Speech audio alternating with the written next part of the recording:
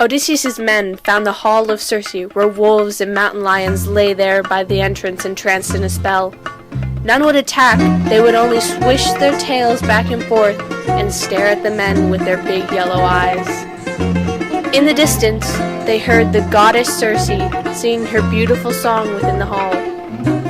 The men decided to go in, and they called out to her. She came swiftly through the shining doors to call them in. All the men went in after her, except one, Eurylochus. On thrones she seated the men, and she prepared them a meal of cheese and barley and amber honey mixed with wine, adding her own vile pinch to the mix.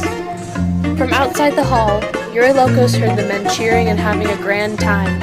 Then suddenly, there was silence. Eurylochus came running to tell Odysseus of what had happened. He could hardly speak once he got there, since he was so shaken. Once Odysseus heard the news of what had happened, he grabbed his sword and told Eurylochus to take him back the way he came. Eurylochus declined and said that he should just pack up and sail away now, or if he were to go, he would not return. Odysseus tells him to stay, and then he turns away and leaves him. Odysseus wanders through the woods, looking for the mighty hall. He is then stopped by Hermes, the messenger god. He takes Odysseus' hand and tells him of the goddess, and how his crew have only been turned into mere pigs, and that he can still save them. Odysseus is given a white flower that will protect him from Circe's vile potion. Hermes also tells him that Circe will offer him to sleep with her on her bed of love, and he must say yes. Hermes soon departs, and Odysseus returns on his way to find the great hall.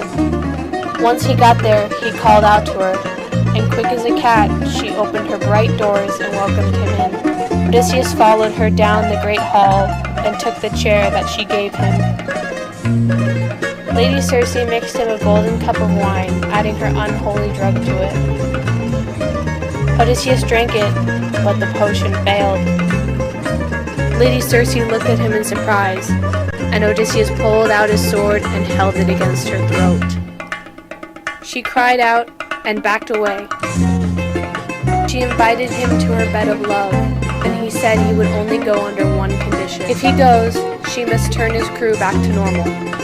She agreed, and Odysseus followed Lady Circe to her bed of love.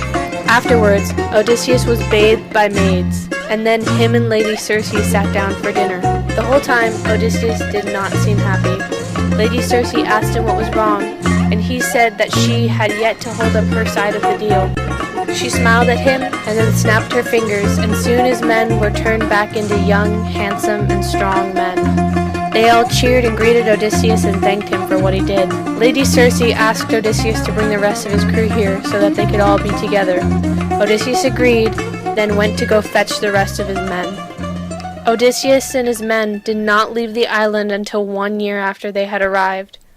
Lady Circe told Odysseus of how they must go to the land of the dead to receive a prophecy that would guide them the rest of the way home.